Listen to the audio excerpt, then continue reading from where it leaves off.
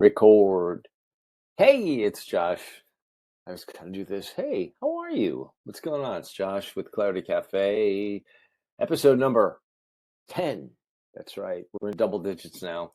Um, I'm going to jump right into it. It's a beautiful day here. I'm finally warming up. And one of my favorite topics, if you don't already know, is the sunlight. Anything having to do with the sun, light, water, magnetism, all those things that I've talked about on and off for quite a while, and will continue to, because I think it's so important now. It's even more important. It's crucial because we're heading into spring, summer. People are going to be outdoors. People are going to be buying silly people factor, SPF, which you don't really need. I always see, here at the beach, parents just blathering this garbage on their kids, on themselves, and they've got this specific material that they put on them, and just like, you need the sun. But it's the time of day when you get the sun and your skin type. But we're going to go into that because I have another cool PDF document, not mine. It's all about heliotherapy, kind of where sunlight really kind of comes into play, right? And just to give you a quick little background, giving you surface details, right? Heliotherapy was done like in the really early, hold on, I got to sneeze real quick. Excuse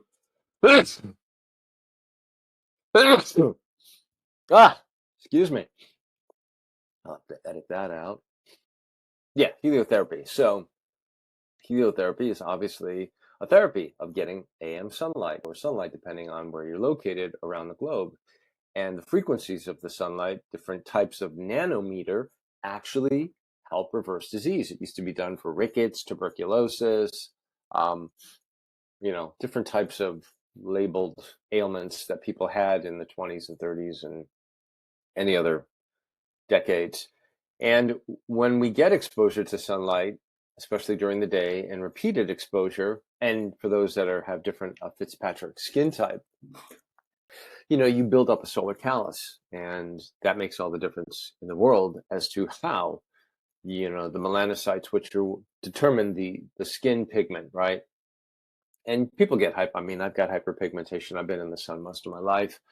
And I do other things to counter the potential burning effects of the sun, because the sun can burn if you go out in the middle of the day and you don't know what you're doing. It's just like playing with fire. If you take a match, right, light it, and you hold it up here, right, you're going to burn. But if you hold it down here, you're just going to feel the heat. You're going to feel the infrared heat from that match. Okay. And then that has a different effect versus putting a match right up to your finger, where that's just going to burn it, right? Cause all kinds of damage. So it's the distance and the intensity that creates or doesn't create the effects that one seeks when one knows about it. So let's jump in. I'm going to jump into this. And again, if you're watching this on YouTube, I'll put a link below in the description for the SKOOL. I invite you to come over to my SKOOL community, Josh's Wellness Hub there. It is a private community as of this moment, and it is free as of this moment, but that's going to be shifting soon. And it's a community of like-minded individuals like you that are interested in health, wellness, energy, things of that nature, and just getting clarity. Welcome to the Clarity Cafe, right? And again, this is all for entertainment purposes. This is not medical advice. Don't believe a word I say. Do your own investigation, your own research. Use your intuition, your feelings, your emotion, your discernment to help you navigate, right? Because we're getting bombarded, as I always say. It's 5 pillars: spiritual, energetic, emotional, mental, and the last place, any kind of chronic or disease, whatever you want to label it, shows up is physically, okay? Because the other 4 levels have never been acknowledged, addressed, looked at, considered. So throw that in there. So let's jump into this really quick. I want to, let me find this. Yeah. Where is my thing? Here we go. Right. So heliotherapy, this is a document that I borrowed a while ago. I've downloaded. And basically, it's a quick little thing. We're going to go through this really quick. But again, the sunlight. So coming into the sun, if those centers or, light therapy centers, you really have to be careful, okay? Your best bet, bar none, is the actual sunlight, that thing outside, okay, that big orange ball in the sky. There are places, there is technology that is legitimate in the cases where it is warranted and needed, but not as a crutch, right? We don't want sun, like it's not my term. Another guy that I came across many years ago from a website which is no longer available called EMF Warriors. So I want to give a shout out to Scott Compton, or Scompy. And he came up with this term called sunplement, and that is the ultimate supplement. So Scott nailed it. And that's something that is really crucial because you get all the nutrients that you need from the sun for the most part, helps regulate your metabolism, weight, your serotonin, oxytocin, beta endorphins, nitric oxide, all of that stuff. So we're going to get into this. So introduction, types, and the techniques, right? Heliotherapy is defined as the treatment of disease by exposing the body to sunlight. How simple can it get? It is the treatment by which means of sun's electromagnetic waves, right, that you get exposure to. And there's UVB, UVA, UVC. Sun is the nearest star, consists of mainly hydrogen and helium, and iron and oxygen and carbon. The temperature is about, only 10,000 degrees Fahrenheit on the surface and more than 28 million degrees Fahrenheit at the core. I didn't know that, it's one hot ball.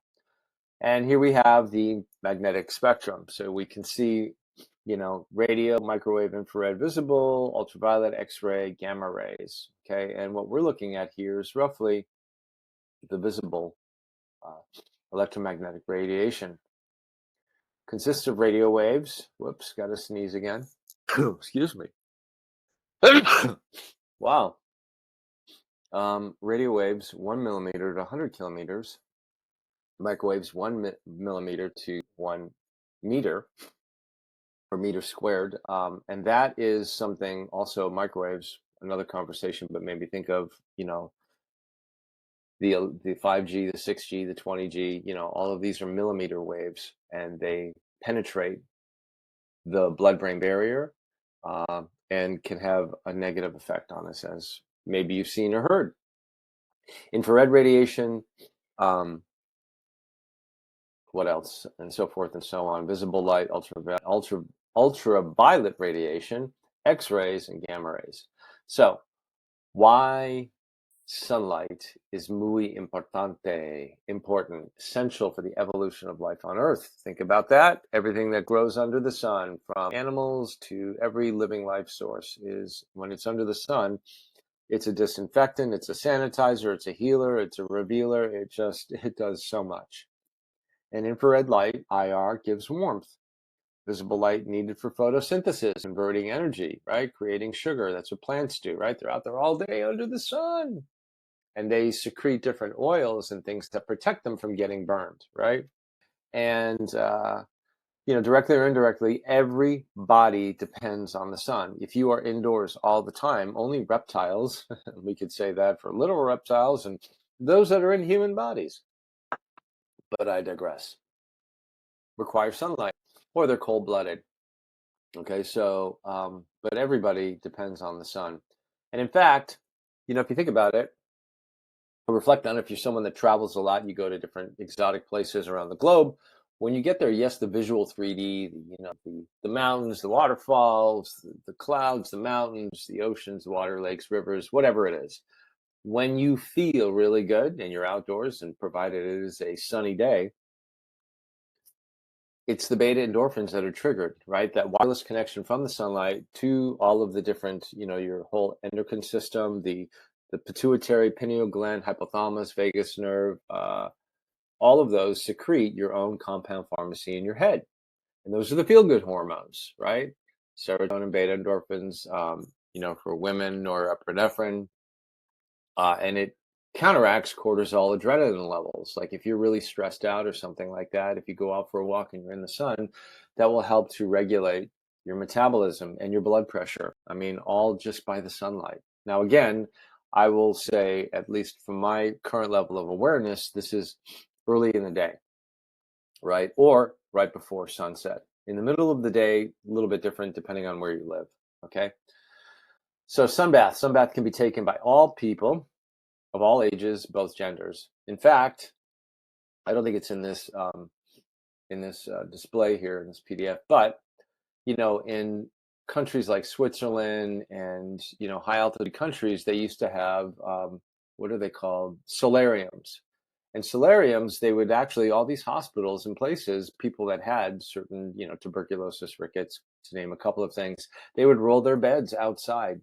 And in Switzerland, like I think once you get over, I think it's 5,000 feet elevation, that's the correct UV spectrum. I believe it's UVB. And they would roll these patients, their chests or their face or arms would get exposed to sunlight for 30 minutes and then roll them over. And the sun was what was, basically rejuvenating, regenerating the body. Not all this artificial light. If you walk into a hospital now, be aware, take care, because it's like, heavy duty LEDs, fluorescence, flicker rate. They do all kinds of nasty things to the body over a period of time. Some people are, more sensitive than others, right? So the early morning, I like to call it early rising because we're not at a funeral, and evening is the best. 7 to 9 a.m., 4 to 6 p.m. Spot on. 10 to 15 minutes of daily exposure is useful for maintaining normal functioning of the body. And literally, it regulates your hormones, your compound pharmacy, right? You don't have, ladies, you don't have to do all this hormone therapy. Just get exposed to the sun, get the girls out, exposed to the sun, watch the magic happen. And guys, get the crown jewels out there exposed too. All right. Types of sunbath: ordinary sunbath, Rickley sunbath, Kuhn sunbath with wet cloth, Atapa, Sanana. So Ayurvedic approaches, I believe. Ordinary sunbath. So basically you spread a blanket or mat on the ground, protect the head from sunlight, lie down, wearing minimum clothing or no clothing. The Rickley sunbath, taken just after sunbath. Portion of the body exposed to sun is gradually increased every day. First on feet, then thighs, navel, gradually the entire body. After sunbath, patient may sit in shadow for about 5 to 15 minutes. The body may then be wiped with a wet towel. Very helpful in cases of eczema growth, stagnation in children, or growth stagnation in children, blood deficiency diseases, etc. So these are some ancient protocols, right, and practices that I would say are time tested. Less is more, right? When you're dealing with nature.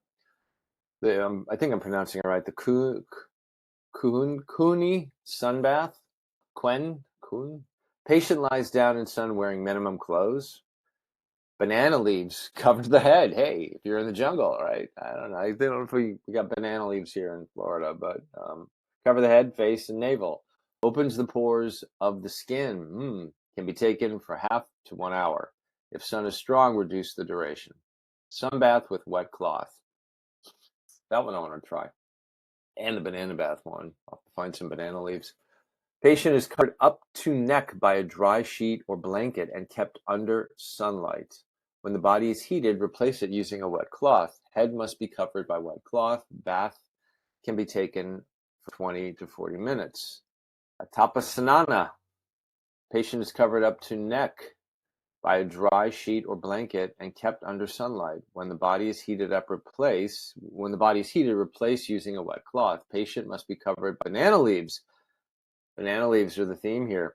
Head must be covered by wet cloth. Bath can be taken for 20 to 40 minutes. Precaution while taking sunbath. Head must be protected while taking sunbath, either by keeping it in shade or by covering it with a wet cloth. Do not take bath in strong sunlight. So again, the AM sunlight. If headache or any other trouble occurs, duration of sunbath should be reduced by the next day. Before taking sunbath, wash head, neck, and face. Only half the stomach must be filled. So this is definitely Ayurvedic. Drink 2 glasses of purified water. Let's just not make it general, but really good quality spring water, deuterium depleted water. That would be my mineralized water. Method. All parts of body should be exposed. Period of sunbath must be divided 4 times. As you can see, quarter, 1/4 left side, 1/4 right side, 1/4 front. Duration varies according to physiological condition of the person. Time should be increased gradually. Duration should not exceed 1 hour. After sunbath, do not take food immediately. Bathe with cold water, right? Cold thermogenesis after a half hour and wipe all body parts with wet towel. Spinal bath for 15 minutes. Wow, these are great. Osteomalacia, rickets, obesity, insomnia, psoriasis, fatal breast cancer, COPD, psychology, depressants, blah, blah, blah. Scabies. So obviously these are some earlier conditions, but I don't know that people have most of these things. COPD, yes. You can see those there. Benefits: healthy looking complexion. Regular exposure builds natural resistance against harmful sun rays. That's true because you're building up the solar callus. Okay.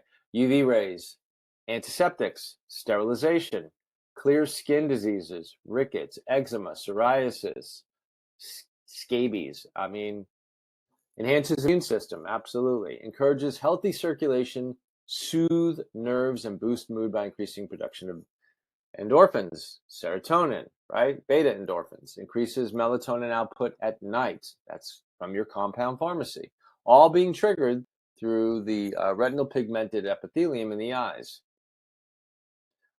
Okay, benefits: continued balances PMFs, ladies, all right?